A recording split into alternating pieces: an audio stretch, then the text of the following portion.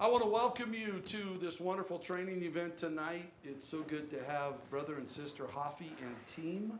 I'm sure they will introduce themselves tonight, but this is creating a generational music program in the local church. If there's anybody that can speak to this topic in such an excellent way, it's brother and sister Hoffee. They are absolutely amazing at doing this, and you're going to hear some of their process and their story tonight. It's good to have you guys. Thank you so much, and all those that have tagged along, and it's going to be a great time. Thank you for joining us. If you have questions while the Hoffees and these are speaking tonight, these other individuals are speaking tonight, just put it there in the chat on the Facebook page, and we will answer those questions when things are wrapping up. All right, I'm going to turn it over. Brother Hoffee? Let's do it. You're the star of the show, yeah. Sister Hoffee. You are it. Let's go. All right, thank you all for joining.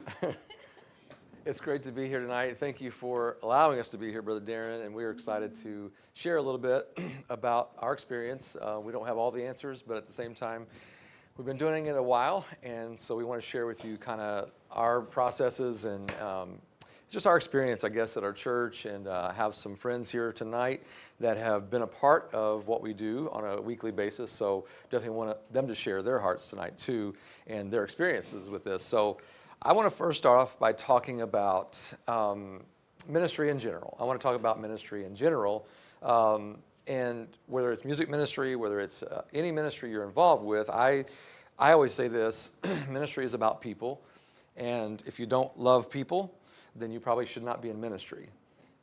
Ministry is about people, and where there's music ministry, which is that's the case for us, you have to love people, and it comes down to that in many, many different instances. It's about relationships, and it's about people, and I'm sure you can share this too. We've told many music directors and people going to college and studying music, trying to do this, that really what we do is probably 40% about music and about 60% about people, as far as people's skills, working with people, loving people, investing in people.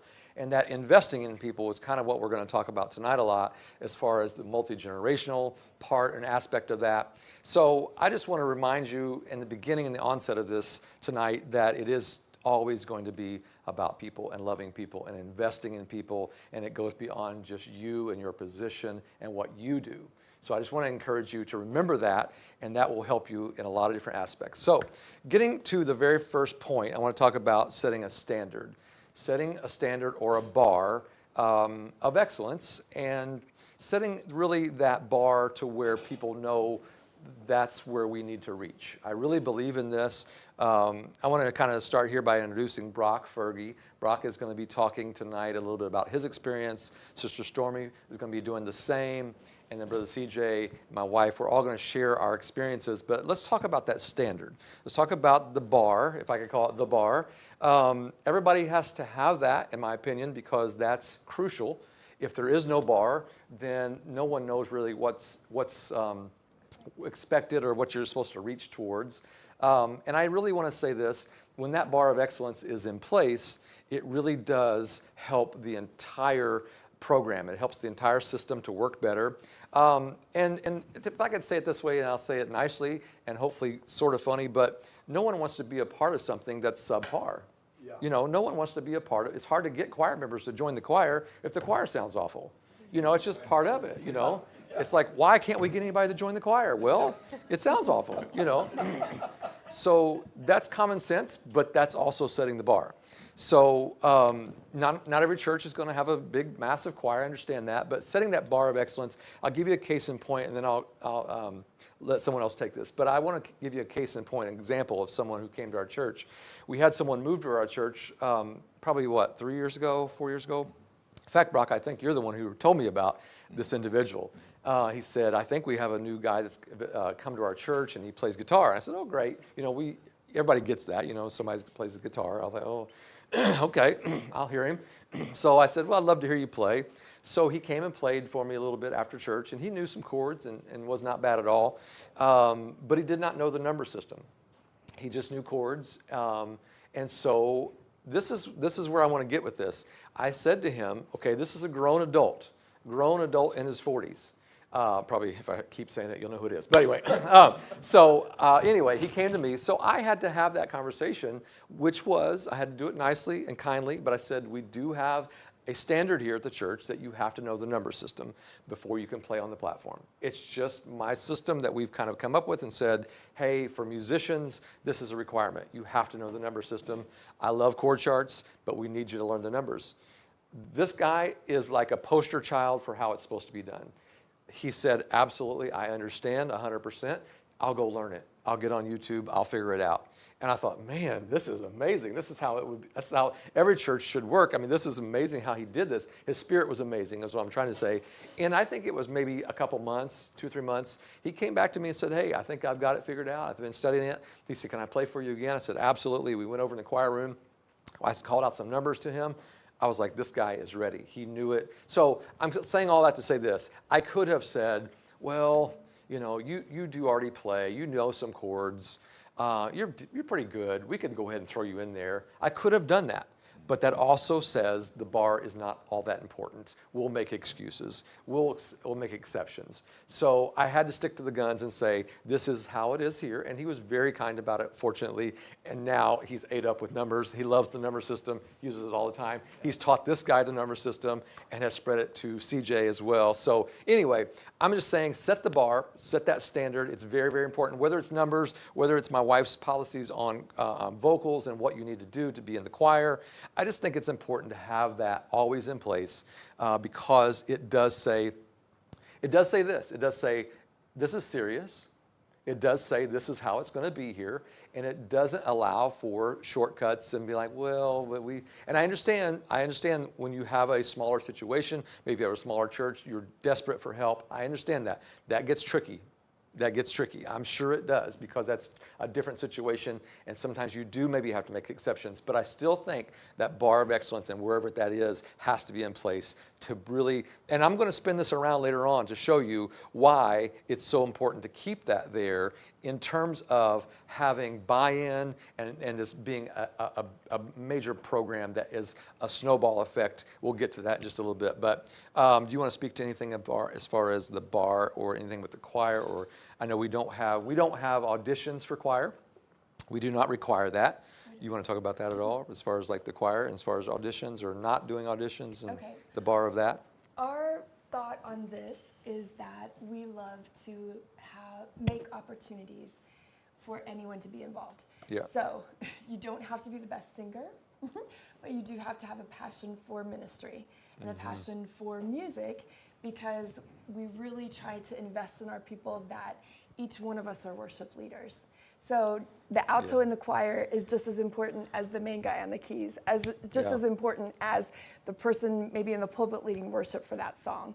So we just try and we try and set the ministry bar high so that everyone feels the weight of their ministry and they can all be involved. Yeah, it's very good. And I do say this, people are going to follow your lead.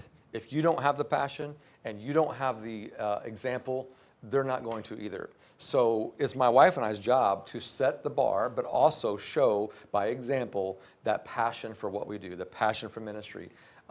We used to have a conference, and we love this phrase, striving for excellence with a passion for ministry. Those two phrases, if I could say, I think we've tried to model ourselves after those two phrases, striving for excellence with a passion for ministry. Those two phrases, I think I want to really hone in on that because that really will help your program. That will make it multi-generational over time. It really will. Let's talk about music for all ages. Let's talk about making this multi-generational. I don't know that we ever set out, babe, I don't think we ever set out to say, let's make sure our program is multi-generational, even though we probably always thought it in our mind it was important, but I don't think it's been our most important goal, and this is make sure this happens. At the same time, it has happened, and so I want to talk about how that's happened. I think it can happen organically if you set this up correctly. Some things at the church, Brother Darren, you know, he gave us a bunch of credit there that's probably not all true, but at the same time... speak only truth. You speak only truth. Okay, good. Well, we inherited some things at the sanctuary that we had nothing to do with and has only helped kind of our passion. And we inherited, when we got there oh man, how many years ago? Oh man, 14, 15, something like that?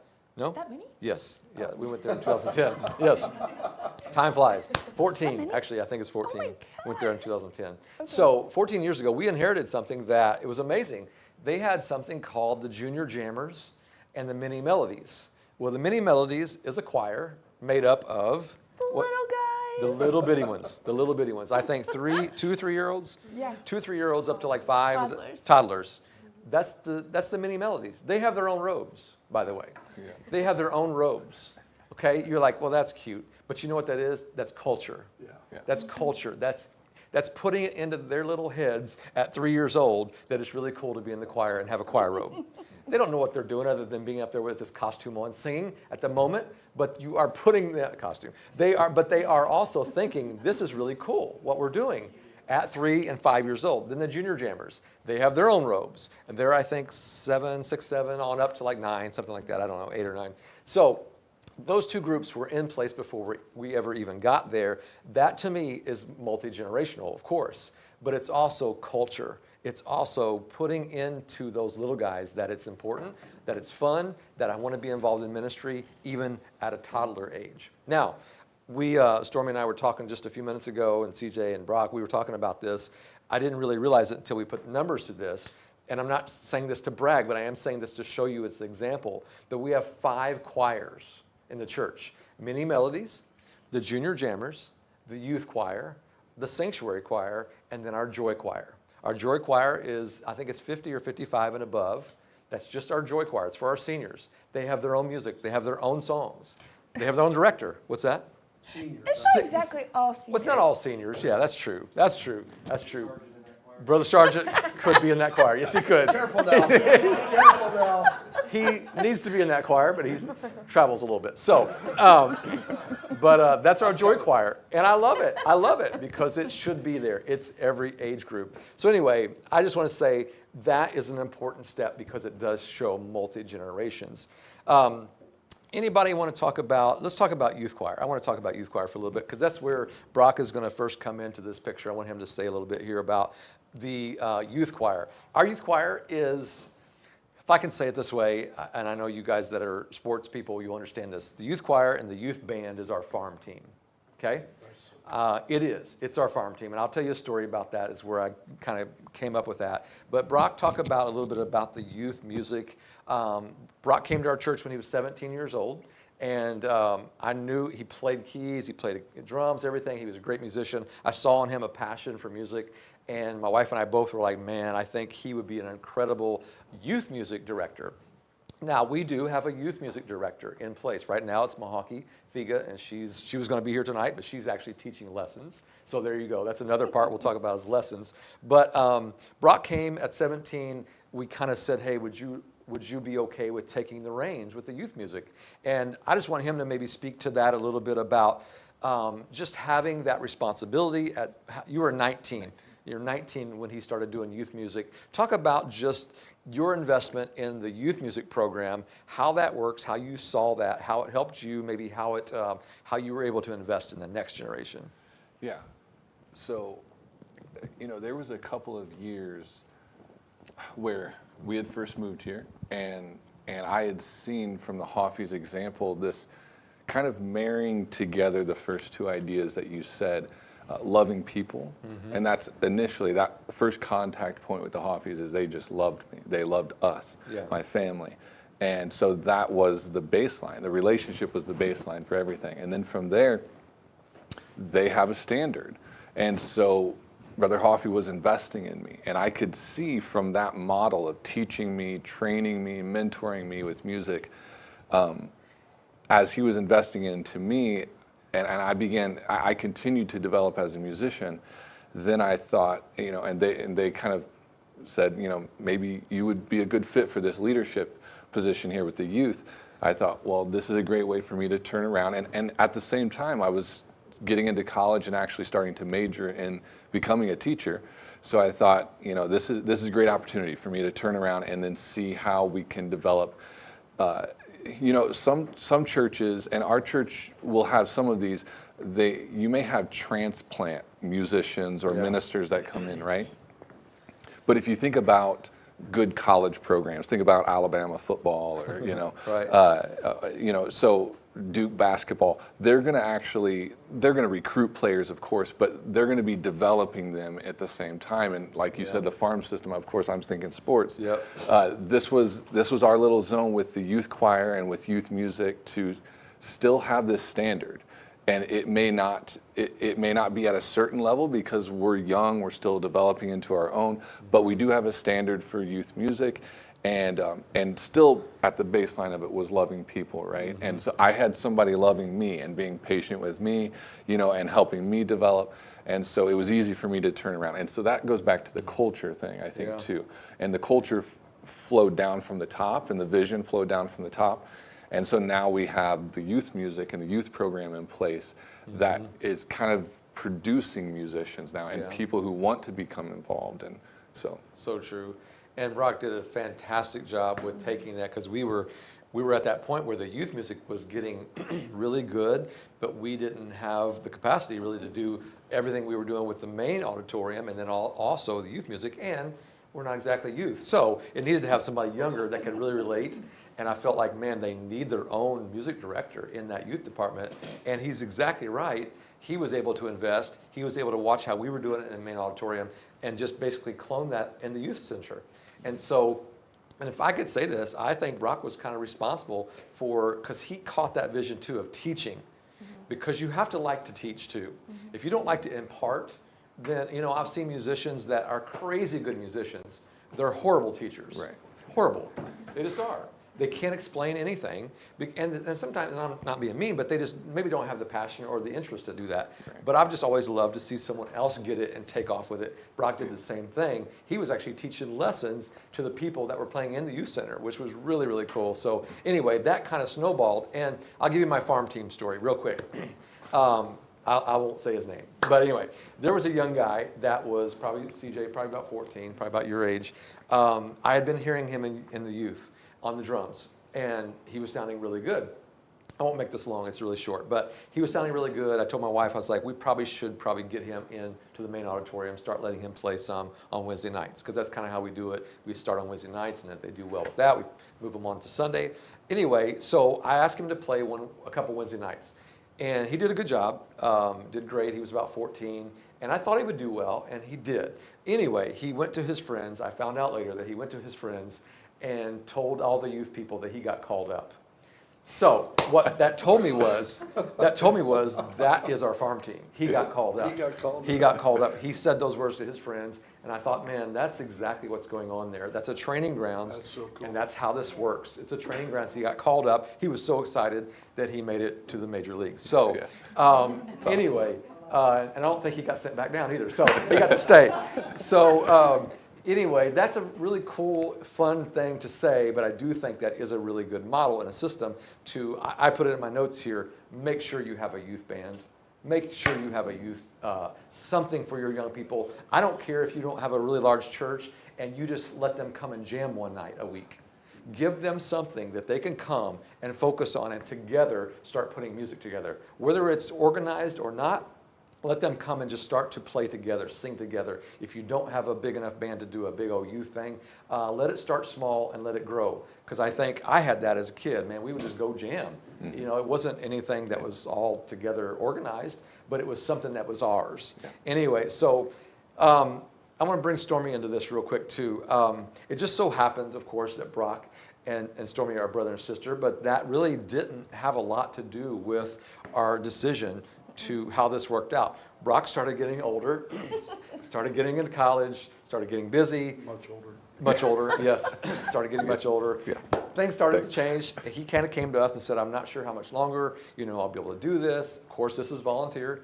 And so we knew that. We're like, oh my goodness, what are we going to do? We've got to get someone else to take this. We can't take this. We could, but we wanted someone young to take this. And you know what we did? We looked into the youth group and said, who is the next one up? Who is the next one coming along that's qualified, that has the vision, has the passion? It just happened to be Stormy. Stormy was playing keys. Brock had probably showed her some on piano, I'm sure, and Stormy had learned. I had taught Stormy a little bit in private lessons. And so you were playing main keys, I think, in Youth Center, probably quite a bit. And so I think Brock maybe even said something about Stormy. My wife and I were like, yes, if we could get Stormy to do it, this would be amazing because she would do so well at it. She would do so well at it. So we asked Stormy to do it. Fortunately, she said yes.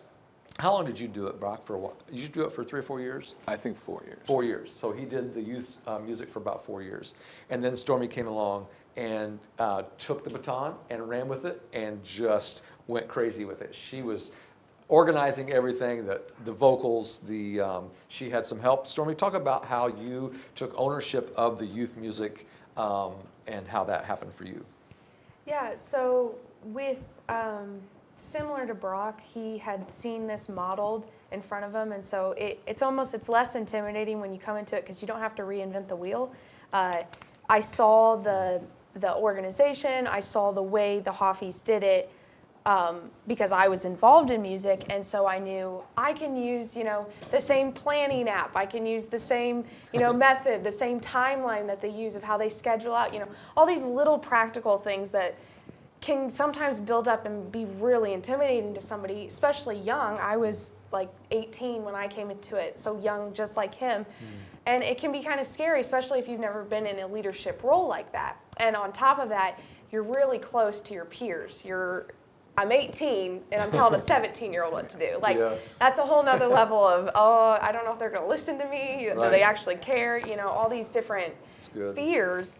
And really feeling the confidence from my leaders, the confidence they had and the trust they had in me, really helped me take that and run with it, because if I didn't feel their support and their confidence in me to be able to they were there. I could ask any question they needed. If I had a question about, the practicality of things, I know that they would answer it in a heartbeat. But they also they weren't over my shoulder constantly making sure I did everything. They kind of just said, okay, take it, and kind of pushed me out there a little bit. And I was like, wait. But they did it, and so I figured it out. But I think that really helped build a lot of confidence in me. And I will say, kind of side note to what he said before about setting the standard for excellence, that gave me a lot of security because he had already established for big church, as we called it, certain standards. So like the number system, Sister Hoffee had assigned certain papers of guidelines, sometimes platform guidelines, but other things as well. Just already setting expectations to where we didn't have awkward confrontation because I already knew what they expected from the very beginning. They didn't have to come to me and be like, actually, we need to fix this. I already knew because they told me ahead of time, which was huge. And so whenever I got into leadership, and if there was any areas of conflict or whatever, I was using their stuff. It wasn't mine, it was theirs. So it's like you had them, they were like the umbrella over me. And so even though I was over youth music, they were still over me, which gave me a safety net in a way of if I ever ran into an issue, well, I could come to them for advice and I could use their policy, for lack of a better word, of how they handle it. And I guess my point of view is those are such little practical things, but they make such a huge difference in a young person when they're trying to figure out a leadership role and they're scared of every little detail that comes up. Having those little things already established and already communicated to them is huge, and it'll give them a lot of confidence that they can figure it out. And I'm just saying that to say it made it easier on these transitions. They saw the vision and they could pick out people who had the skill set, I guess, but really the only reason the transition worked wasn't because of me, but it was because they had those things in place already. And and I think Brock did that where he kind of trained me from how the Hoffees trained him. And then same exact thing within 4 years whenever I was getting older. I still don't think I'm that old, but when I was getting older and, like life was hitting a little bit more, well, I was like, you know what, let's do the same exact thing. And I saw another Mahaki in the youth group, and I was like, she's incredible. She's a leader already in the youth group. She was an incredible person, great character. And I'm like, she's perfect. And so same thing. She was easy to train. I didn't even have to train her. She already knew. But Yeah, it was the same thing where we kind of handed it off. And people in the youth group knew that was happening, so they're already kind of, they're already knowing this is something that's happening, so they're working towards being more excellent. I think it really, they already had a standard of excellence, but I think it even raised the bar even more because they're recognizing the Hoffies are not only calling musicians to just play in church or just play in a youth service, but they're also calling up leaders to lead a ministry. And that's a pretty heavy burden, and you got to take that seriously. So I think that a lot of students in our youth group saw that as well. They recognized, hey, these adults are watching us. We need to step it up. And it really builds a lot of character in people too. That's good. And you made a great point. I don't think you can ever be too young to understand the magnitude of what you're doing in the ministry of what you're doing. You know what I'm saying? It's not just killing time, playing guitar and playing some chords. I think, and I'll get to CJ about that too, you do start to feel the weight of your ministry. My wife says that a lot. Feel the weight of your ministry. I want to thank you so much. That was perfect. And she said it very well. She passed that baton on to Mahaki. And she's doing a great job currently with the youth music. And I mean, the youth music, I'll say it this way, I give the youth music so much credit because my wife and I still travel. We're gone, different times. And when we're gone, usually the youth will take a service or, the youth music will do it. And the thing I can say to them that's such a credit is our church doesn't skip a beat. It's just as good when we're there and when we're not there. And that's the way it should be. If you do it right, that's the way it should be. They should sound just about as good when you're there and when you're not there. It's nice to be missed, but at the same time, they sound really good. And I love that, which we couldn't miss if it was like, oof, we would be like, no, you better stay home. So, but it doesn't. It sounds so good. So I want you to talk a little about CJ a little bit. I want to talk just about multi-generational aspects of our church. And CJ is 14. He's our youngest. He is the youngest currently that has made that transition from youth music to the main auditorium, playing acoustic guitar, doing an amazing job. But I want my wife to share a little story about how she saw him at 8 years old in her Sunday school class having an interest in music. So just share a little bit about that. Mm-hmm. So Wednesday nights we teach 7, 8, and 9-year-olds, and CJ was part of my class. He's always so well-mannered, just a joy to be around. What we were noticing more, though, is his eyes danced when he would come around Sundays, and he'd come by our office, and we had a guitar in there, and he'd ask if he could pick it up and play with it. And you'd just see him. He didn't exactly know what he was doing, but he was strumming, and his just all of the excitement, all of his eyes and everything. And we were like, he's got to get in lessons. So we talked to his mom, and that was the next step, is to get CJ in lessons. And then he got a guitar, and I remember when you got the guitar too. It was so exciting. So my wife just saw in him at I'm talking 8 or 9 years old when he was in the class. He had a love for music. She saw it in him. She's like, that guy really loves the guitar. I was like, really? I didn't really know CJ. He was in her class. And she said, he's amazing. His spirit's awesome. And so anyway, we did talk to his mom, said, there's something there. You really need to get him into lessons somehow. Little did we know, at 14, he's playing on Sundays now in our church. I didn't see that at 8 years old. I didn't. But he's a great musician. He knows the number system. But you have to see beyond the 8-year-old. You have to see that that's going to be a 14-year-old soon. It happens over time. Time goes on. And so I want CJ to speak to that just for a little bit. But I also want to say, look for talent. Look for people. Look for interest. If you're in the altar service and the same little 6-year-old is up around the drum set every single altar service, there's probably a reason. He probably loves the drums. Yeah. So don't just discard that and be like, oh, it's just a little kid, whatever. No. Start him investing young. Absolutely. He was at 8 years old. So I think that's the future. I'm not all about, we're going to talk about having musicians in their 70s, and we do have them. So we're going to talk about that, but also we're going to talk about seeing them young, start investing young. CJ, talk a little bit about how, I know you started taking lessons at 11, right? You started taking lessons at 11 years old.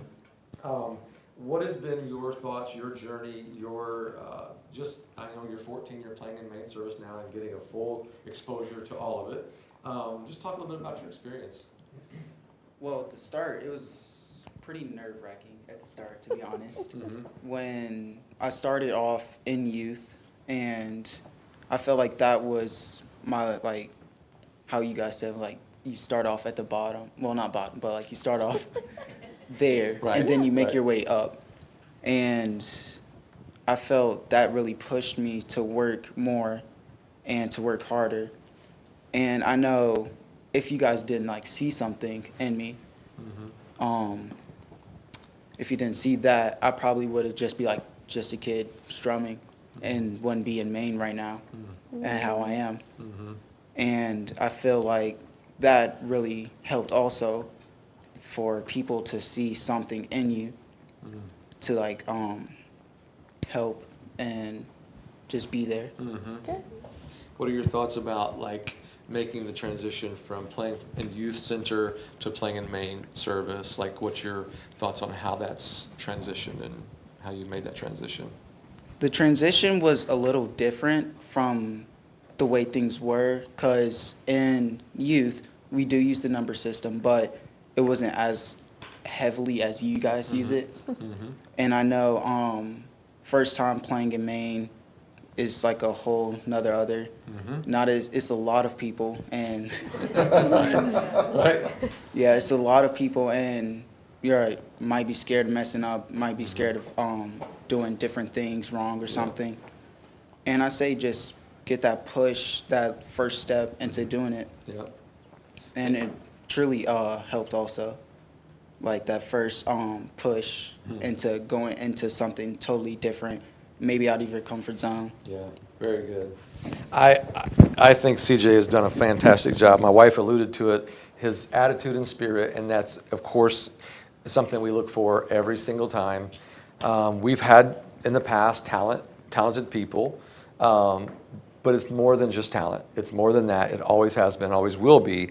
There has to be more than that there. And I will say, too, with making that transition from youth to the main auditorium, it does, there is more pressure on you a little bit sometimes. But that's why youth should be that area where you train. It's okay to make those mistakes. You're learning, you're growing every single week, and that's the way it should be. Also, I thought of something when he was talking.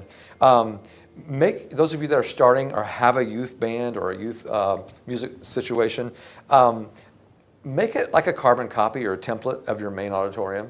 Don't make it like something totally different and like, well, over there you can do this, but over here you can't. Make it like we finally got talkback, and we got a P16s and calling out the numbers and the drum loops and all of that in the youth center, so that they didn't have it probably back when you were doing it, Brock, I can't remember, but they do now, whereas you can constantly keep working on that to make that template. You almost were alluded to that. It's almost just a carbon copy, but it's stepping up that way. When they get to the main service, they're not like, what is this? They've been like, we've been doing this in youth center. It's just on a larger scale now. So I do think that's important. Okay, so let me talk about this. This is pretty cool. I didn't know this till today when Brother Darren had asked a little while back about doing this, about multi-generational music department. I didn't really realize this until I put some numbers together today. So this is kind of cool. I didn't know this. But anyway, we have 5 musicians in their teens. This is just musicians. 5 musicians in their teens, CJ being one of them. 6 musicians in their 20s. 6 musicians in their 30s, 2 musicians in their 40s, 2 musicians in their 50s, 1 in their 60s, and 1 in their 70s. That's crazy. We have musicians represented in all of those age groups. Wow. So 5 in their teens, 6 in their 20s, 6 in their 30s, 2 in their 40s, 2 in their 50s, 1 in their 60s, and 1 in their 70s. 60s, not 50s. You're in your 60s. No. Barely in my 50s. Just barely. So anyway, that I didn't know that until I didn't know everybody's ages, to be quite honest. Multi-generational. But that's multi-generational. So I thought, man, that's what we want. That's what we want. We don't want to say, oh, you're in your 60s now, you probably can't cut it anymore. No. Put them in a situation where they will win or they will excel. Whatever that is. If that's playing on a certain night, that's playing on a certain service, whatever that is, that's our job to make sure we set that up for success. Okay? I think that's important to feel validated at every age. to feel validated at every age. Yes, I think you'll see a heavier concentration on those teens, 20s, and 30s. You saw that in those numbers. I don't think that's wrong. I think that's right, because those teens, 20s, and 30s are going to be 30s, 40s, and 50s eventually. So they're going to transition. You're going to have new ones come up. That's that snowball effect that once you get that system in place, it will just grow. It will. I reference this a lot. I grew up in a church in Illinois. I grew up in a little town called Heron, Illinois. Little thing down in southern Illinois. That church was so rich musically. It just was already there when I got there. So I just was like, oh, I want to be involved in music and Bible quizzing. Those were the two things that I got involved in as a young person. But they had a system in place that was so easy to get involved with. So everybody wanted to do it. But what I was going to say to that is, all these years later, they still have incredible musicians, and lots of them, all the time. It's not because they did something special. They did something because they were intentional, and music is it's just a constant system that works. So I just want to say, if you're craving that multi-generational situation, if you're craving depth in your music department, you don't have enough musicians. Brother Parky and I were talking about this earlier. There are many pastors, many people that say, oh, I need help. I need someone to come in and help. We need a director. And that may be true. But I also say, invest in your own people. Invest in your people. Get them into lessons. Train them up. While you're waiting for 4 years for somebody, you could be teaching someone for 4 years or having them taught by someone. I teach a class sometimes on, I don't play the guitar. How am I going to help somebody learn the guitar? Find somebody in your area that teaches guitar, but you have to be aggressive with that. You have to say, is there anybody? I had a church in North Carolina. I'll say this and then we'll move on to discussion, but they lost their bass player. Well, first of all, that tells me they only had one bass player. Okay, so they lost their bass player. They didn't know what to do. They didn't have anybody in their church that played the bass. They reached out to a local church that had a really good bass player and said, hey, would you ever consider coming over and teaching some of our young people bass? Amazing. I mean, it's a novel thought. It's not rocket science. They came over, they sent him over. He said, I've never really taught before. I'll come over and help you guys. Started teaching a couple young people bass. Now that church has bass players. So that's just a great system, a great thing that's easy to do, but you have to be intentional and you have to really work at it. So you can want a good program. You can want it to happen. You have to be proactive and work at it. Was you going to add to that? Good. Can we do choir? Oh, yeah. Talk Okay, about good. choir. So Yes. we're a choir church. That was Yep. even before we started Yep. being here. We just continued on the tradition because that's our passion as well. But in our choir, we have ages 12 to 78. Yep. So in our main choir, Yep. we have the 5 individual choirs, but in mass choir, we have ages 5 or 12. 12, not 5, Yeah. 12 to 78. So my thoughts as well is making sure that you're keeping your eyes open to every age group. Yes. How can you get everyone plugged in? It doesn't matter their age, Everyone needs to feel value from age. Yeah.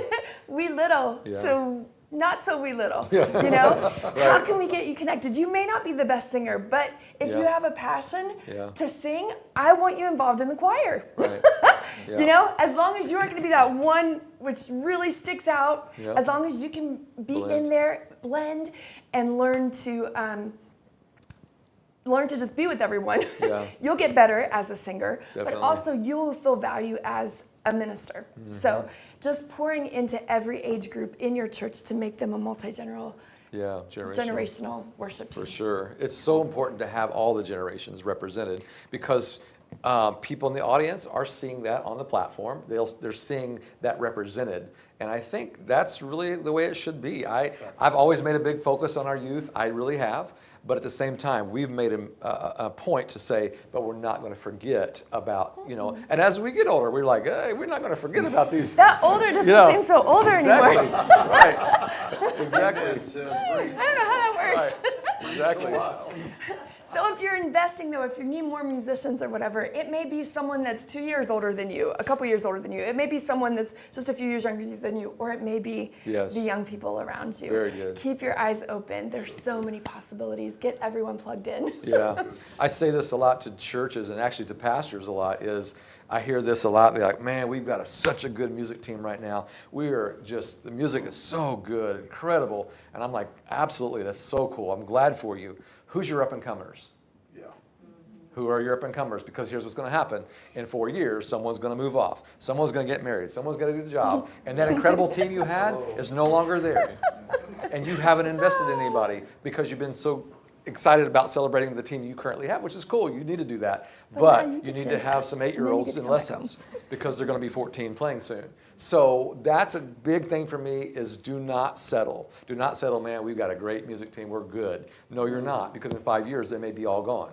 So really, really important that you do that. We never arrive. That's what we say with everything. We never arrive. We're constantly working, constantly striving to be better, constantly seeing who we can get plugged in. For sure. And it's part of that culture, Brock. We've talked about that a lot, about making it such a thing that, and I said it in the beginning, if it's not good, no one's going to want to be in it. That's just human nature. But and I think that's important too, to keep that bar up there, that keep it high, where people always want to do it. I would imagine CJ at 8 years old was sing the choir, sing the youth choir, sing all that, being like from the audience, man, I would love to do that. And that's the way it should be. Make it relational. It's about people. We have to model that. We have to love people in the beginning and the end, regardless of what's going on. They have to feel that from us, and that's important too. It goes a long way. So that's really what we wanted to share. I know there may be some questions. We're open to that. Brother Darren, if you want to take it from there. Number one, I don't know if they can hear me, but can you hear me okay? Okay. Number one, that right there was phenomenal. I think every church planter needs to hear something like this. So this will be shared for years to come, I hope. A question came in that I think is an excellent question. With the multi-age in the team, how do you choose the music to reach all the ages? Very good. Good question. Great question. I think a successful worship service has something for everyone. So we may do some old songs, we may do some newer songs, because you can't do all old songs, you're going to lose your youth. You can't do all new songs. Your older and mid generations are going to feel left out. So if you can incorporate in the worship set every week something that's going to hopefully touch everyone, that could be as easy as making a mashup of a song or a medley where you can tag on a hymn at the end. Or you guys are really good at putting those medleys together, you know. But I think it's important. That's, to me, what a successful A lot of worship these newer service looks like. songs are incorporating some verses and some tunes from some of the older hymns. Agreed. And I really like that Yeah. because even though it may be updated, it's still got a draw. I mean, when I hear Blessed Assurance in the middle of a contemporary Christian song, I'm feeling it. It's the best of both worlds. Yeah, here's a question that I thought of while you guys were talking. What do you do with parents that resist maybe your prompting to, hey, there's something here in your children, or maybe financially they can't afford it, or something. Maybe it's just they don't see the need, or they're like, oh no, little Johnny, there's ain't no way he's going to ever play the guitar. Ain't no way he's ever going to play the bass. How do you overcome a challenge like that? That's a good question. On the financial aspect, I don't know the total answer to that. There have been people in churches that would sponsor people. There have been people that you can go to and say, hey, there's a need in the church. Would you ever consider sponsoring such and such? They would love to take lessons. I guarantee there's usually people in the church that would say, absolutely, I'll help. I had a pastor one time that was over in Illinois, and they wanted to get their youth in music. They wanted to get their youth in lessons. That pastor, I'm not saying every pastor should do this, I'm just saying what this one pastor did. This one pastor paid half of the lesson fees, for anybody who would invest in lessons. And then, of course, he monitored if they didn't stay up on it, they didn't practice, he quit paying the half. But he really kind of put his money where his mouth was. No, he just really said, hey, I'll invest in this.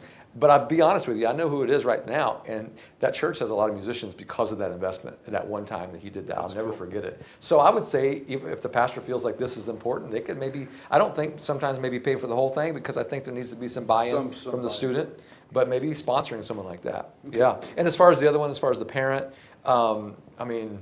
We haven't had, honestly, have you faced anything like that? I can remember one. But. And the kid was involved in sports, and that kind of took over, but otherwise, usually parents are very receptive. Like, really? Yeah. Good. Yeah, because You know- they say, if you guys see something in Yeah. him or her, Good. then let's go for it. Yeah. Okay, here's a question. Talk to the small church that doesn't have a music program or quality musicians.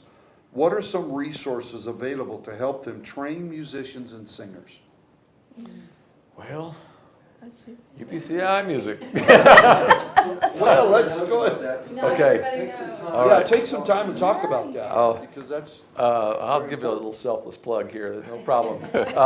UPCI Music Ministry, honestly, would be my first thing I would suggest to a small church. It's really geared for that.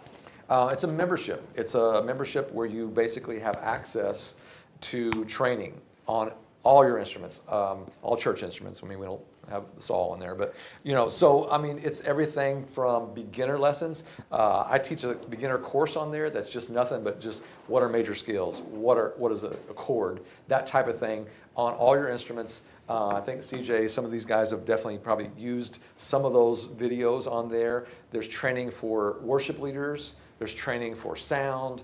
All of those things that you're probably dealing with in your churches.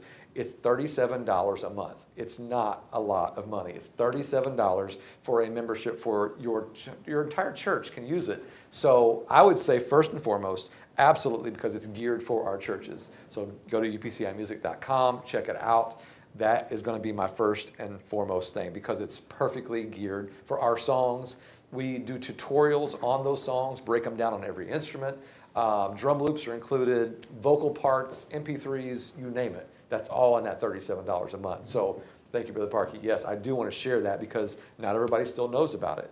And it's been out 9 years, but we need to know about it. So it's great. It's a great resource. and Brother Hoffee and I have a vested interest. Yes. Because this is a platform that we Yes. share. Yes.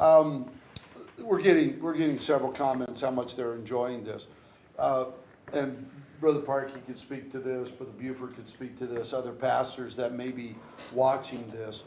One of the biggest challenges in ministry is, especially when it comes to young people, it used to be mainly just young people, now we're seeing it in all ages, is the failure that may come, the times when they've done something where they have to step out. How involved, or what, and I know you guys have probably had those situations. How do you handle that? I know a pastor probably steps into those situations, but restoration, because Yep. people are going to fail. Young people are going to fail. They're going to make mistakes. They're Yeah. going to. How do you maneuver through that or work through that without that individual becoming damaged or hurt or saying, "I'm just giving up"? Can you speak to that? It's very good. It's very good. I will say this, let's say this the nice way, not every music minister is going to see what they need to see. Not every music minister is going to have the vision for noticing Sister so-and-so is struggling. That young person is struggling. But I think this, when you realize, and I'll be careful how I say this, but there's a difference, and in my opinion, I don't want to open up another can, but there's a difference in someone who directs the music and a worship pastor. There's a difference. There's a depth there. My wife and I, for whatever reason, the Lord has just given us, I guess, a heart, if I could say it that way, for people, and it goes beyond what they can do musically. That's good. And so we look into how are they doing. We had a situation recently with a person that we knew they're struggling. Do we just be like, well, they'll get it together, we're busy? No, you have to love people. I said that in the very beginning, you have to love people. So I guess to answer your question is, if we feel like it's something major, the pastor, of course, is going to be involved.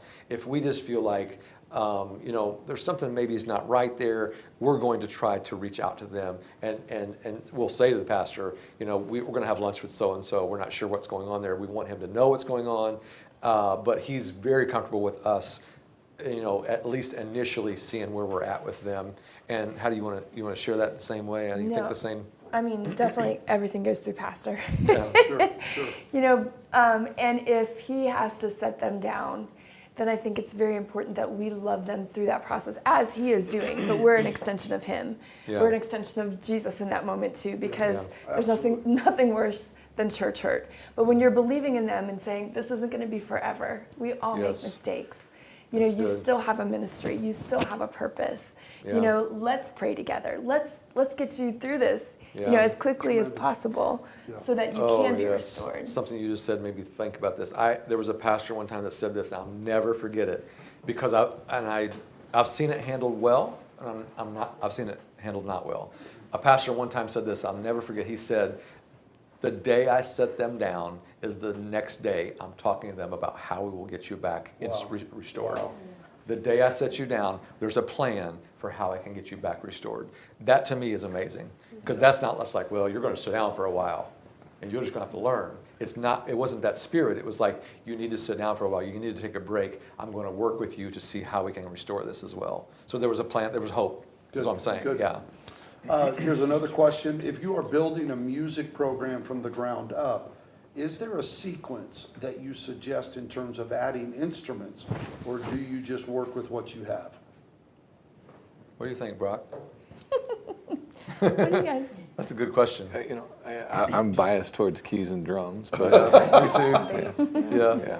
Same. And bass, you know, you got to throw that in there Yeah. too. But if you're going to start with 3, that's Sorry, my CJ. opinion. Yeah. Sorry. The acoustics out, so you're done. I think You're it done. kind of depends on the type of music your church does too. Oh, that's Very Because good. if you That's do, good. yeah, if you're more contemporary music, your Yes. church, you're gonna want guitar in there. That is like Yeah. all. It could just be CCM. CJ. Yeah, Yeah, it just could be CJ. literally be him on That's true. acoustic. I've seen Yes, churches that this lead is from true. just acoustic guitar, and that's it. But if you if you do a lot of hymns or older bass, keys, and drums, Yeah. that's pretty much got Yeah. it covered right Yeah. there. So. Bass, keys, and drums to me are the 3 most crucial, rhythmic instruments that need to be there.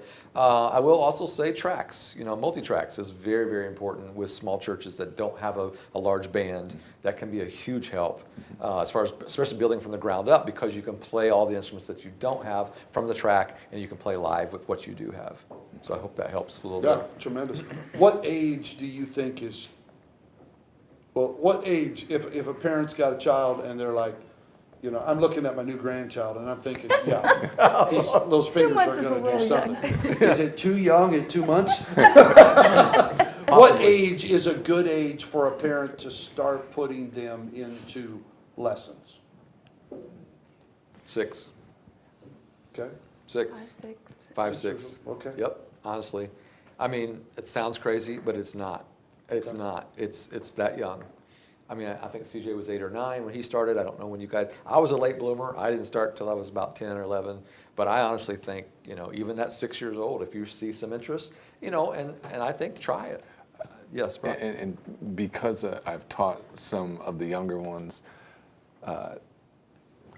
you notice their attention span and what they can give you. And I've taught a 4-year-old before. That's pretty young, 5-year-old. Yeah. If they can give me 10 to 15 minutes, that's great. And Yeah. week after week, you may be able to make progress. But Yeah. consistently, I would go with you. Probably 6. Developmentally, you're looking at the most for your money, I guess, Yeah. at that point. So. Yeah, that's very good, though. Do you determine the instrument they should play by their interest, or do you just say, okay, we need a pianist in 20 years, we need a drummer in 5? That's good. How do you determine That's great. outside of, okay, they're standing by the drums every Sunday? Yeah, I've seen this a lot. Great question. I've seen this a lot, and I'm always going to say piano is the foundation of church music, because it's such a. I have a phrase that's kind of funny. Bass is my first love, but I say I had to go to the piano to make a living. So it's kind of true. I still love bass guitar, but I will say this: piano is a foundational instrument for churches, for vocals, for everything. But your question is good, and here's what I've seen parents do. They've said, little Johnny, he loves the drums. He wants to take drum lessons so bad.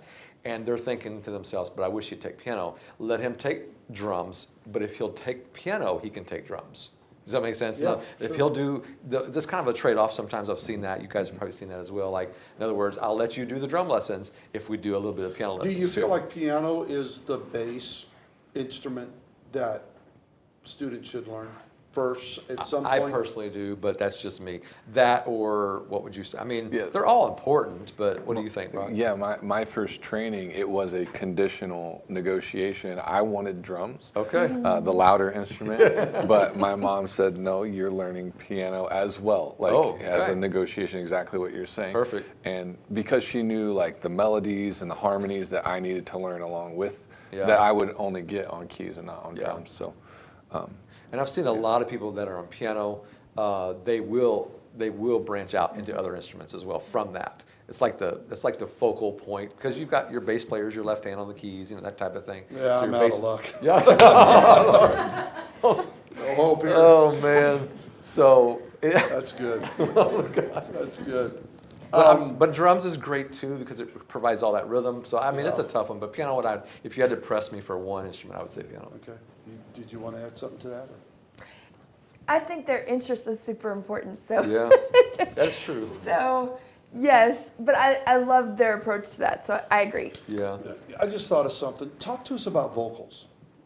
The Okay. importance of, in just being here the last 3 years or so, watching how you lead the choir and your emphasis on vocals. And, we did, when we pastored California, my daughter did her thing, and she's commented many times that Hoffee's our amazing sister. Hoffee can pull a vocal out of anybody. Where do you start? Do you emphasize the vocal part as much as you do the instrument part about getting kids into vocal lessons? Or is that just something that naturally happens from the junior jammers? How do you? At what age? Yeah. Oh, okay. Well, I wasn't expecting this one. I would say vocal lessons are great. Their voice is going to develop a little bit later. So super young, I probably Yeah. wouldn't say to be in lessons. I'd probably say piano, and then we can do piano voice every other week. If you want to do it that way. But so far as, is that what you're meaning? Like what age? Yeah, is there an emphasis, as much as you Of place course. it on instruments, do you place an equal amount of emphasis on vocal? Maybe that's the way I should word it. I'd say probably not. Okay, okay. I mean, Because if I they're part of a concentrate- choir, the choir can drown Yes. out. Well, Well, they can be in voice Or lessons. fine. They can be in voice lessons. I would say that voice lessons are much more in a situation of a need if they're not able to match pitch. Like most people that grew up in church are singing in church and they're already matching pitch. They're already able to sing. But there are some people that can't sing My brother on can't pitch. They can't match the pitch. Your brother's horrible, you said? Oh, he's Okay, so he would need lessons. But I would Lessons wouldn't even. Lessons wouldn't even do it. It's that bad. It's that bad. Well, but I would say, and being in choir, first of all, being in choir, we've had people join the choir that are not fantastic singers, but they still want to be in choir. However, when they're in choir and they're around the tenors every single Sunday, they're hearing that tone, they're matching the pitch, it raises their ability Okay, every good. single. So they're almost in vocal lessons every Sunday, if that makes sense. Yes, that makes sense. Yeah. Very good.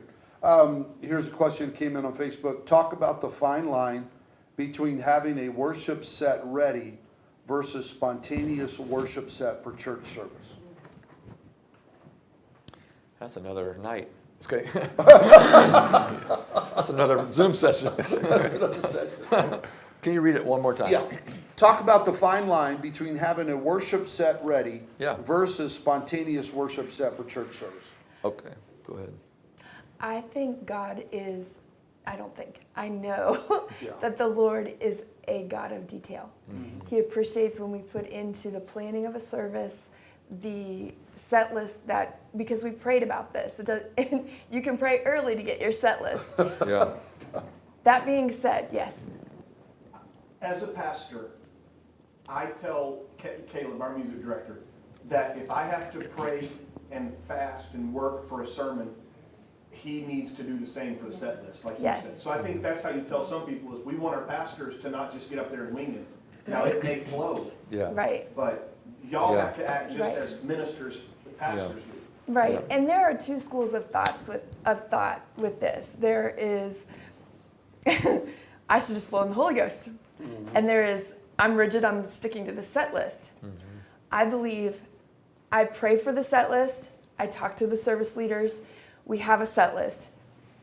We also plan for the presence of the Lord. If he's going to move and we feel to go a different direction in the middle of that set list, that may start another song. You know, everyone needs to be ready for that. So I believe we need to have fluidity within our rigidity. That's good. That's a good word right But there. we don't come unprepared. Unprepared is a totally, Yeah. I think if we come unprepared and just plan to flow in the Spirit, that is a lack of preparation on our part, and I don't Yeah. believe that that truly honors the Lord. That's And good. What if you get there, you may not have ever had this happen to you, but there are nights when I get into service and I feel like no matter how much I've prayed, no matter how much I've looked through my song set, nothing feels right. But then when you get in there and everybody comes in, it's like something actually does come out of it that usually is way more than I could have ever planned for. Yeah. Absolutely. And on those nights, what do you do ahead of time? Do you have like a set that you just keep on standby just in case you don't feel anything ahead? Have you ever been in that point? Yes, no. Help me with this. No, and that's good. There are different times that I'll come to him because we work on this sometimes together, and I'll be like, I'm feeling this, and this, and this, and I can't choose all of them. 30 songs. Right. Yes. Maybe 3. And we whittle it down, and we're like, okay, this.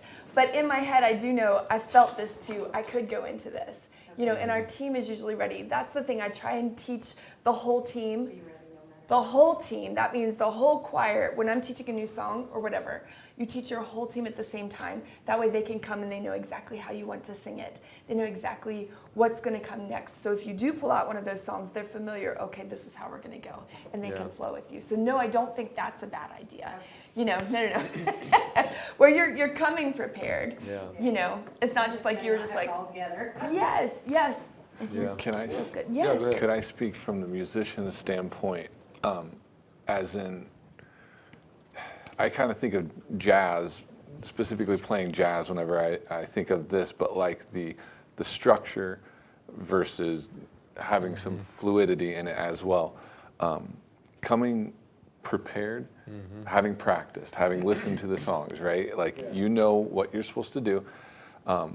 But as a musician like CJ, we practice, right? And it's we practice and we pour into our skill set so that when the time comes that the Lord moves on us, maybe we were planning to play the song a certain way, but we're worshiping him, right? So, and we've, as musicians, we've honed skills so that I can go, and I'm thinking of one of our guitarists right now who's a beautiful worshiper as he plays, and he is able to flow into certain things. And I think we have to give ourselves permission to, I think of Brother Josh Carson has also talked to me a little bit about the structure and the anointing that can flow from the structure. But giving ourselves the permission to break out of that rigid mold if we're in that, like, but we still do have a plan going into it. And I think that, like, from a musician's standpoint, that will give me a little bit of peace. Like I know what the plan is, but I'm also gonna let God do his thing too and move through me in worship. So, but that's coming from their leadership too. That's how we do things. Man, you said something. I have to interject this. I know it's not probably in the notes here, but I need to say this. This is important when it comes to this. And it comes to practice. When you said practice, you know, you've heard this term before. We don't practice to be perfect. We practice so we're not a distraction. Yeah. I love that phrase, but I also want to take that a step further and say this. Practice is so important, and here's why. It's not so important that we're just practice so we can sound really tight and it sounds so good to people's ears. Here's why I think it's so important to practice and have it right. Is when you practice and you come to service and you are ready and you know your songs, vocally and musically, your focus shifts. You then become really what you're there for. You're not scared to death you're going to fall apart. You don't know the next chord. That's a miserable feeling, and you get nothing out of it, and you're not really reaching people. You're just scared to death because you're on pins and needles that you're going to mess up the next chord. You don't know the parts. That's horrible. when you're ready and you've been and you've practiced and you put time in and you've prayed and you know what that feels like. I'm looking at the camera. You know what that feels like when you go into that service and you're like, man, I feel prepared. I feel ready. And then you know what happens when you're playing and you're singing? You can reach out there and see Sister So-and-so's tears flowing down her face. And you're like, God is moving on her. You would never see that if you're scared to death and reading your chord chart and you're scared you're going to miss the next chord. You'll never see that. You'll never focus on that. So my point about practice is always this. It's not so much that you can sound so good. It's so your focus shifts to the ministry of what you're really doing. And you can really see it differently. You view it differently. You enjoy it more. Yes. Because it's just a whole different ballgame. Yes. So put the time in. It's always worth it. If you don't know that, all you got to do is go to one service that you weren't prepared for, and you're a nervous wreck, and it's a mess. Yeah. So, yes. Here's a, go ahead. Perspiration and preparation prevents perspiration and presentation. I didn't write that down. Make sure we get I hope they heard that. I hope they heard that. I hope they heard that. Say it again, Bishop. Say it loud. Perspiration and preparation prevents perspiration and presentation. Very good. Here's a question that came in. I think it's good. How do you prepare for an altar call? Okay. Okay. Great question. Do you want to talk about our Go ahead. text? Oh, sure. Oh, you can tell them. So our pastor is absolutely amazing. He will send us a text when he prepares his message to let us know, this is kind of the thought process. This is the gist of it. I think the altar's going to end high, or I think the altar's going to end kind of consecration. That gives us a feel for how he wants to land the service. Because we can be practiced up as much as we can, and we can blow his whole message, which is not our goal. And it's true. It's true. And I've been places, we've all been places where, you preach something and all of a sudden the song is, it's like, oh, Lord Jesus. It's awful. Right. Okay, so he gives us that. Then that gives us time to start to think about a list of songs. Okay? Might be 60 songs. Who knows that day? That's okay. A list of songs. Yes. We know, and sometimes he goes, I think it's going to land here, but it may end here. So then we prepare fast or slow, So then we're ready for that. We talk to the team usually on Sunday. These are his thoughts. This is where we think we're going to land. Do you have any suggestions for altar songs? Then, all while church is going, I have a plan. Okay, but I'm also thinking, is he going this direction? He's going, we thought about this song, and I can add that to it too. So by the time, then I've texted the people for the lyrics. By the time we get up there, we have a plan. We're going to go this, we're going to go into this, and then, that's how we do it. The answer to all of that is have a plan. Yes. Don't just wing it. Back in the day, and I get it, you still have to sometimes, because if you have a pastor that does not tell you what they're preaching, then you're going to have to listen to the message and do it on the fly. But that also says to the musicians and people who are choosing that is, sometimes you get nothing out of the message because all you're thinking about is what song are we going to do.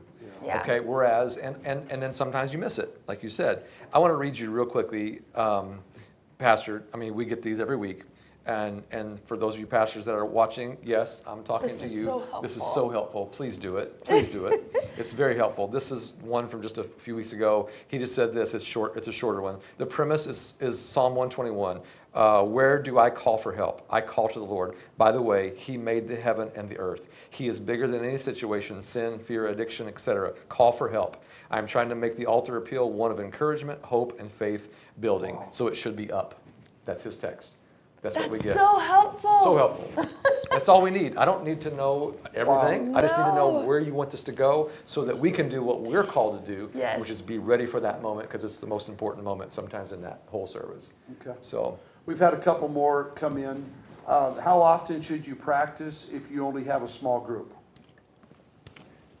Well, I don't really know that I would call it, I don't know if I would say practice because it's small group. I think practice is always predicated on the ability level sometimes. Because I would say, I hate to say it this way because it's going to sound like a little bit of a cop-out, but if you are more gifted and more talented, you can get by with less time of preparation.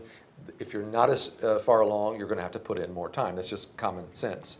I will say this, that at our church, just speaking from our church, we have worked to get musicianship at the level where we don't have to have as many like, come on Tuesday night, come on Thursday night, come on, these nights to rehearse. We've got it to a level to where we can say, okay, you're responsible. Here's the songs. You're responsible to come ready, if that makes sense. I know that's not in every situation, but that's what we've tried to do, put the onus on them to be ready.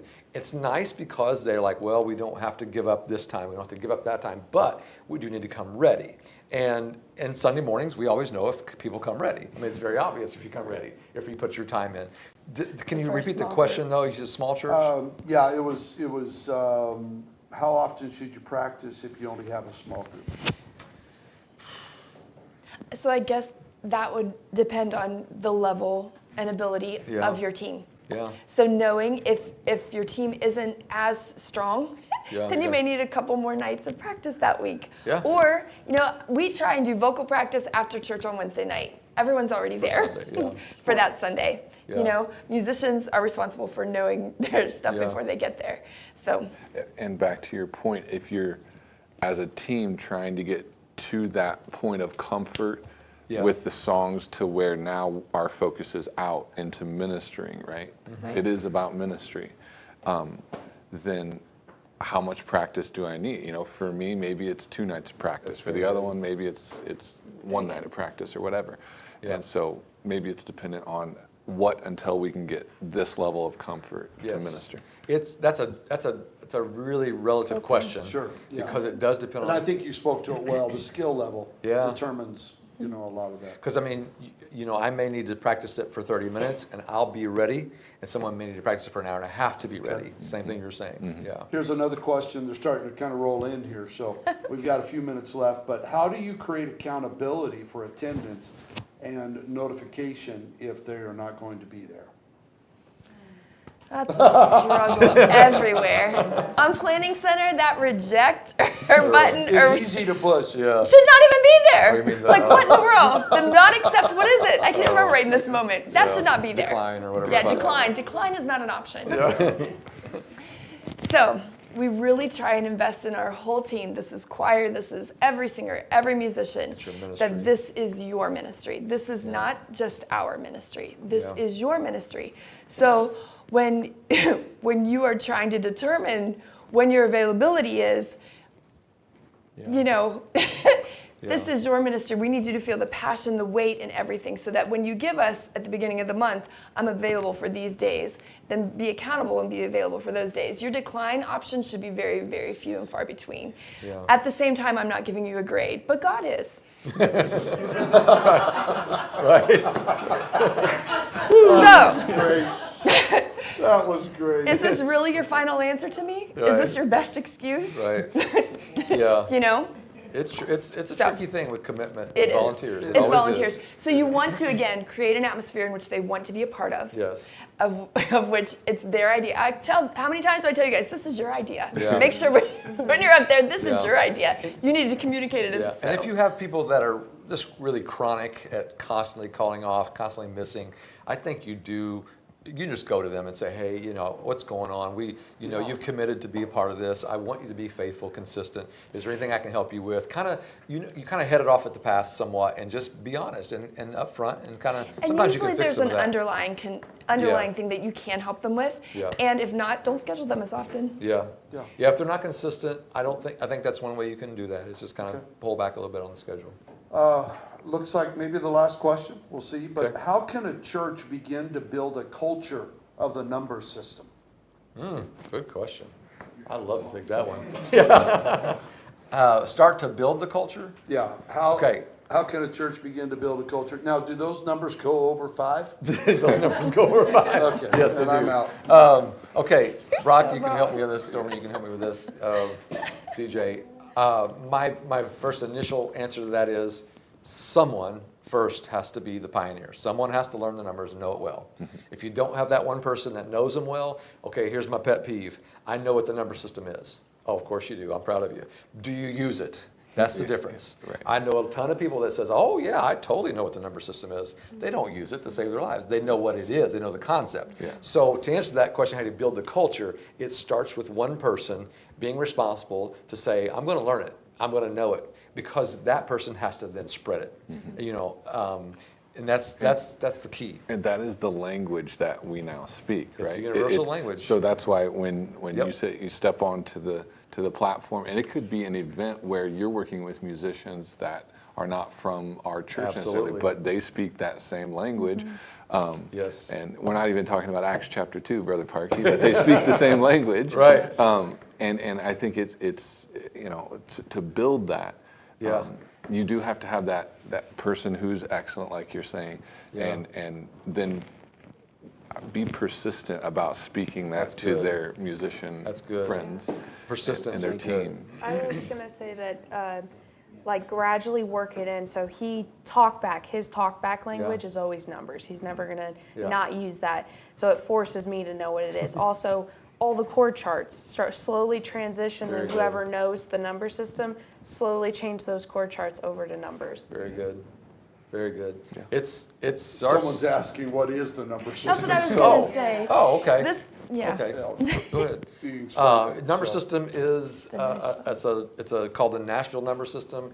It is just basically another way of notating music and chords. Instead of using letters, you're using numbers. It's all based off the major scale. So if you know what a scale is, then you know what numbers are. So if you know the C scale, instead of playing C, D, E, F, G, you're playing 1, 2, 3, 4, 5. You're just putting a number for those scale steps. That's what the number system is. You're like, wow, it's that simple. It is that simple. And then if you know, I get people that come to me all the time, and they're like, I've had adults come to me like, man, I want to play better. I already play for my church. I want to play better. Can you teach me? I'm like, sure. And I say, okay, let's start lesson number 1. Play all 12 major scales.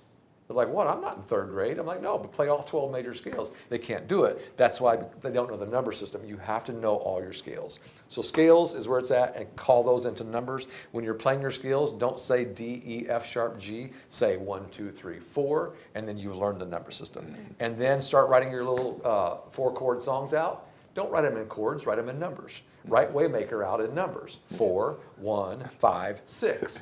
Why would you have 6 pages of chord charts for a 4-chord song? When you could have 4, 1, 5, 6. I've seen it done, I promise you. It's crazy. But anyway, the number system, yes. BPCI music. Bishop put in a question here, and I think it was really for him. Okay. But is there an age where you are too old to learn? No. Nope. I don't think so. Nope. Yeah. Come on, you and me, let's do it. Yep. We go on the road together. Y'all, Inspiration. this has been absolutely amazing. So go ahead, sis, go ahead. Yeah. So another thing we struggle with is introducing new songs to our congregation, especially the newer ones that maybe they haven't heard. Okay. How do you go about doing that? We We do- have elders, lots of elders. Yeah. Yep. Okay, so you can do it different ways. You can incorporate it in a special for that day. We never usually incorporate more than 1 brand new song for To the the set. most. In one set. Okay. So that we sandwich it, or else we start new and end familiar, to where no matter who came to service that day, they can feel, oh, I know that song, Yeah. But it still exposes them to something brand new. We've introduced new songs, choir, Through the choir. Yeah. So, but that could also work as a special, to where they learn it that way. So there's different ways to do And it. so if you're doing, like, say for Mother's Day, we have a lot of guests on Mother's Day. Would you be more apt to put something in your song set that maybe is played on the radio than other times? Sure. Is that something Yeah. y'all would do? Sure. Very much so, for your visitors and for people Yes. who have heard it on the That radio. way they don't feel like, oh, I've Yeah. never heard this. Yeah, Yeah. absolutely. That's good. And you're the gatekeeper as well for the songs. So not every radio song is Oh, gonna make it absolutely. into church. Yeah. Yes. I got friends in low places. That's not a good one. I filter everything. Yeah. I Right. love UPCI music. Thank There's you. so much. Thank you. Yeah, that's a good point about your songs. I do think, but here's the thing: don't shy away from not bringing new stuff in. I think you need to do that. I really do. We have a deal sometimes. We've got like a 2 or 3 Sunday rule. Like we had one song that we thought our church would love. We thought, oh my goodness, this is going to be so good for our church. No, it was not. 3 times. We did it 3 times. We don't do it anymore. Because, but I'm like, what's wrong with this? Is a great song. We thought, but it wasn't even a song like that. We were just like, we liked the song, but we thought our church would love it. Yeah. So that's all part of just learning Learning the the culture of your culture. church, and anything that's possible is our church. That's Whatever our they anthem. love, that It's a- one. yep. It's our And, anthem. and you've also kind of built maybe an expectancy from the congregation of, oh, the choir, they'll probably do a new song or they'll help introduce a new song. Yeah. So now worship is sort of geared towards expecting Yeah. new songs from that. Yeah. If it's the first song that you do, or maybe it's That's the good. choir song or a special, like you said. Yeah. Then like the church kind of can expect and not be caught off guard. It's an introduction Yeah. to the church, yeah. And you can also too, we do this, of course, you can gauge how receptive they were to that song to see if you want to kind of put that into your worship set next time, so. Brandon, the only place I wouldn't put it in a service is for altar, because Yeah. we feel altar really needs to be very Familiar. familiar. Good. Yeah, So they aren't, Words on the screen for altar. Right. I just want yeah, Yeah. their very good. focus on Okay. worship. yeah. I hope this is hopefully what you guys were wanting tonight. This is all we knew to do. was- Tremendous. Brother Okay. Parkey, anything that you want to add or anything you want to say? This has been fantastic, and both Sister Hoffee, you're doing such a wonderful job across Thank the you. Pentecostal Church International. I was telling Brother Hoffee, I was in a church in a rural area several years ago, maybe 3 years ago, and I noticed the musician had improved dramatically. And in the course of conversation, I found out that she had been taking lessons through UPCI music ministry, or at least watching the videos. I'm not exactly sure what level, but it had made an impact on somebody that lived in a rural area, town of, a couple thousand people. And so you're doing a fantastic Thank job. you. This was very helpful tonight.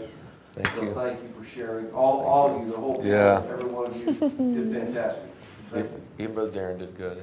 Yeah. Y'all, thank you so much for being a part of this tonight. We hope that it was a blessing to you. We did several that were online watching this, and we'll keep it up on the page so you'll be able to access it.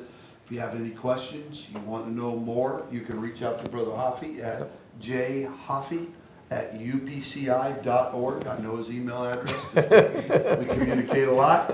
But Brother and Sister Hoffee, thank you. Thank CJ, you. thank you. Sister Yes. Stormy, thank you. Amen. Amen. Brock, thank you. This was absolutely amazing. So Thank you. God bless you. Have a great night. Have a Bye. revival. In Jesus' name. Thank you.